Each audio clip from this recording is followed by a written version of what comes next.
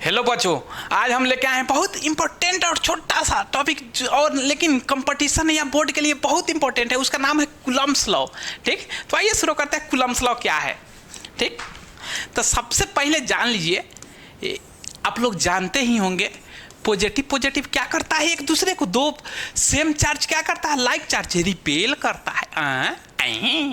वैसे negative charge same हो गया, रिपेल करेगा, यानी कि सेम एक दूसरे को रिपेल करता है, रिपेल भग भगाता है। वहीं पॉजिटिव आ जाए निगेटिव आ जाता है तो क्या होगा? अरे बाप रे, इसके लिए जान भी दे देंगे, कहेगा जान भी दे देंगे इसके लिए। अट्रैक्ट करता है तो क्या होता है, यानी कि like charge attract to each other, like charge repel to each other. तो कौन फोर्स लगता है यहाँ पे? ठीक ना, तो चार्ज है। ठीक, यानी चार्ज है, दोनों चार्ज क्या होता है? स्टैटिक। इसलिए इस फोर्स को, दो स्टैटिक चार्ज के बीच लगने वाला फोर्स को इलेक्ट्रोस्टैटिक फोर्स बोलते हैं। इलेक्ट्रोस्टैटिक फोर्स, समझ आ रहा है बात? कौन फोर्स लगता है? Electrostatic force. क्यों? चार्ज है तो इलेक्ट्रिकल, और दोनों चार्ज क्या है? स्टैटिक है, तो इसलिए इलेक्ट्रोस्टैटिक फोर्स। ठीक, इसको कभी कभी, ठीक ना, इसी फोर्स को कभी कभी इलेक्ट्रिकल फोर्स भी बोलते हैं। इलेक्ट्रिकल फोर्स, समझ आया बात? तो कुल मिला के चार्ज के बीच लगने वाला फोर्स को क्या बोलते हैं? Electrical force. वहीं चार्ज अगर स्टैटिक रहेगा तो उसको क्या बोलेंगे? Electrostatic force. यानी कि इलेक्ट्रिकल का दूसरा नाम क्या है? Electrostatic force. क्लियर कट हुआ बात? इस फोर्स को एक्सप्रेशन, दो चार्ज के बीच लगने वाला फोर्स को एक्सप्रेशन कौन दिया था? ई दिया था, कूलम्ब्स ने दिया था। ठीक ना, इसलिए इसे कूलम्ब्स लॉ बोलते हैं। तो क्या बोला कूलम्ब्स ने? तो आइए देखते हैं वो क्या बोले थे। ठीक, कूलम्ब्स लॉ क्या बोले थे? वो बोले थे क्या? ई क्यू है, ई क्यू टू है, इसके बीच का डिस्टेंस आर है, इसके बीच जो फोर्स लग रहा है एफ, एक्चुअल जो फोर्स होता है ई अगर सेम है तो ई इस पे लगाएगा, यानी इधर लगेगा। E force on 1 due to 2, और ए वाला 1 इस पे लगाएगा। ठीक ना, फोर्स ऑन 2 ड्यू टू 1, लेकिन हम एफ लिख दे रहे हैं। ठीक, सिंपलिसिटी के लिए। ये बोले क्या? Coulomb's law. कूलम्ब्स क्या बोले? दो चार्ज के बीच लगने वाला जो इलेक्ट्रिकल फोर्स होता है, दोनों चार्ज के प्रोडक्ट के डायरेक्टली प्रोपोर्शनल। ठीक, दोनों चार्ज के प्रोडक्ट यानी कि Q1 Q2 के डायरेक्टली प्रोपोर्शनल। डायरेक्टली प्रोपोर्शनल मतलब होता है कि बढ़ेगा तो दूसरा भी बढ़ेगा।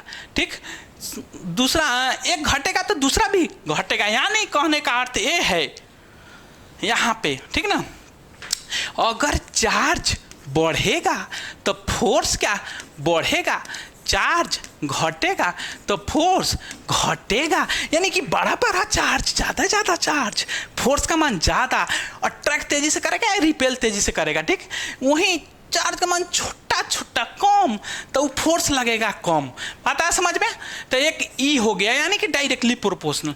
दूसरा क्या बोलता है?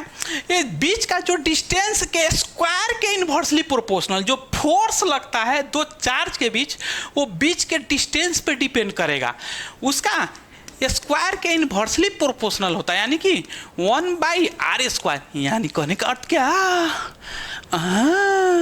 इसको रखिएगा नजदीक तो फोर्स ज़्यादा, हम तुम्हारे नज़दीक आ जाएंगे तो अट्रैक्टिव ज़्यादा, दूर पे रहेंगे तो खाली नयन से नयन ही न मिलेगा भाई। ठीक ना, तो अट्रैक्टिव ज़्यादा, और वहीं दूरी बढ़ा देंगे तो फोर्स कम, यानी कि आर का वैल्यू ज़्यादा तो फोर्स का वैल्यू कम। आर का वैल्यू हो जाएगा कम तो फोर्स विल बी मोर। ठीक, तो दोनों को समेशन करेंगे तो क्या? Q1 Q2/r²। समझ आ रही है बात? अब इसको हटाने के लिए, प्रोपोर्शनलिटी हटाने के लिए के लेते हैं, जो के क्या है? कांस्टेंट है। अब देखिए के क्या है? कांस्टेंट। इसको क्या बोलते हैं? कांस्टेंट। इसका मान जो होता है 1/4 pi epsilon naught into epsilon r होता है, ठीक ना। ये दोनों को बाद में चर्चा करेंगे। इसको बोलते हैं एब्सोल्यूट परमिटिविटी, जिसका मान 8.854 इंटू 10⁻⁻12 होता है कूलम्ब स्क्वायर प्रति न्यूटन मीटर स्क्वायर होता है, ठीक ना। वहीं ये जो आर होता है, आर ये रिलेटिव परमिटिविटी बोलते हैं, रिलेटिव परमिटिविटी बोलते हैं। बात आया समझ में। ये मीडियम टू मीडियम डिपेंड करता है, यानी कि के का जो मान है, के का मान है, इसका तो मान एप्सिलॉन नॉट का फिक्स हो गया, लेकिन ई आर का मान मीडियम टू मीडियम डिपेंड करता है, ठीक ना। तो ई डिपेंड करता है के 1/4 pi epsilon naught epsilon r, लेकिन आर क्या है, मीडियम टू मीडियम डिपेंड करता है यानी वेरिएबल। तो क्या के क्या हो जाएगा, मीडियम टू मीडियम डिपेंड करने वाला कि यह हमेशा कांस्टेंट नहीं रहेगा। ये अगर कांस्टेंट नहीं रहेगा, मीडियम टू मीडियम डिपेंड करेगा, तो हमारा फोर्स क्या हो जाएगा, ये भी मीडियम टू मीडियम डिपेंड करेगा, मीडियम डिपेंडेंट हो जाएगा, डिपेंडेंट। बात आया समझ में। तो फोर्स क्या हो जाएगा, मीडियम टू मीडियम डिपेंड करेगा। कन्फर्म बात आया समझ में। अब आगे देखते हैं। F इक्वल टू के Q1 Q2 by r square. के का मान जो है फ्री स्पेस के लिए या एयर के लिए होता है 9 × 10⁻⁹। ये किसका मान होता है, के का कांस्टेंट वाला। तो इसे हमको ज़्यादा चर्चा नहीं करना है।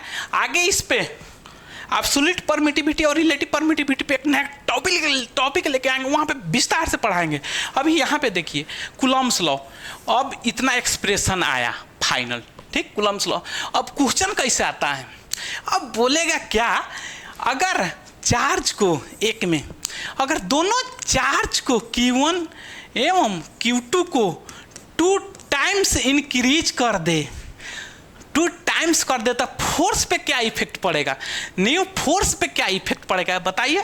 तो अब देखिए इफेक्टिव फोर्स बराबर क्या हो जाएगा, के का मान सेम, अब क्यू के जगह Q1 के जगह पर का दुगुना, यानी कि क्या रखेंगे 2 × Q1। अब Q2 के जगह पर क्या, इसका भी मान 2 टाइम्स यानी 2 टाइम्स, तो 2Q2 आर का है सेम, तो आर स्क्वायर, तो क्या हो जाएगा 4 के Q1 Q2 by r square. तो कहने का अर्थ क्या, क्या हो जाएगा 4 times into K1 Q2 by r square. तो ये क्या हो जाएगा 4 टाइम्स इंटू ए पहल का जो फोर्स यही ना है, यही बराबर ना इनिशियल फोर्स है यहाँ पे। ये देखिए एक्सप्रेशन क्या है, यही ना फोर्स है इतना बराबर। तो ठीक ना, अब इफेक्टिव फोर्स क्या आ गया, एफ डैश, ठीक ना, डैश बराबर क्या, F4 × एफ, यानी कि 4 टाइम्स बढ़ जा रहा है। बात आया समझ में, 4 टाइम्स का इफेक्टिव फोर्स हो गया। अगर दोनों चार्ज को दुगुना कर दिए जाए तो फोर्स कितना हो गया, 4 टाइम्स, 4 गुना। अगर बोले कि दोनों चार्ज और बीच का डिस्टेंस को दुगुना कर दे, तब इफेक्टिव फोर्स क्या होगा। तब देखिए अब F बराबर, F इफेक्टिव हम डायरेक्ट कर ले रहे हैं, ठीक ना, Q1 बराबर, तो हम डायरेक्ट रख देते हैं, आप लोग समझ रहे हैं कि अब दोनों चार्ज को दुगुना और बीच का डिस्टेंस जो है उसको भी दुगुना बढ़ा दे, तब फोर्स पे क्या इफेक्ट पड़ेगा।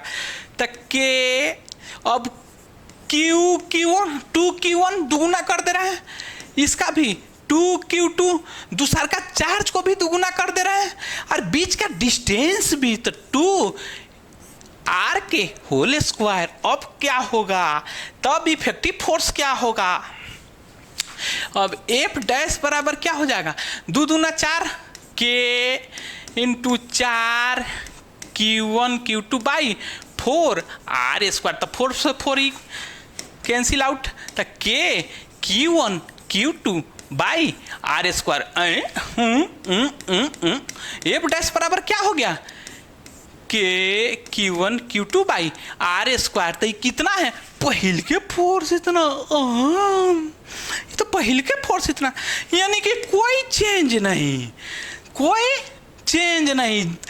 कब? जब दोनों चार्ज को बीच का डिस्टेंस को भी बढ़ा रहे हैं सेम टाइम्स, यानी इस Q को भी और Q2 को भी और R को भी, सभी को सेम टाइम से बढ़ा रहे हैं, 2 गुना 3 गुना 5 गुना, तक कोई चेंज नहीं होगा। इफेक्टिव फोर्स बराबर इनिशियल फोर्स। बात आया समझ में?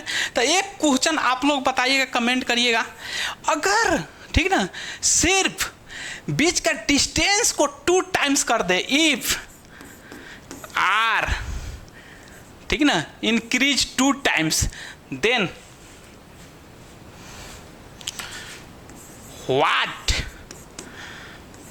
विल बी इफेक्टिव फोर्स, यानी कि एफ डैश या एफ डैश क्या होगा इनिशियल फोर्स के, कितना गुना बढ़ेगा घटेगा, घटेगा तो कितना गुना घटेगा।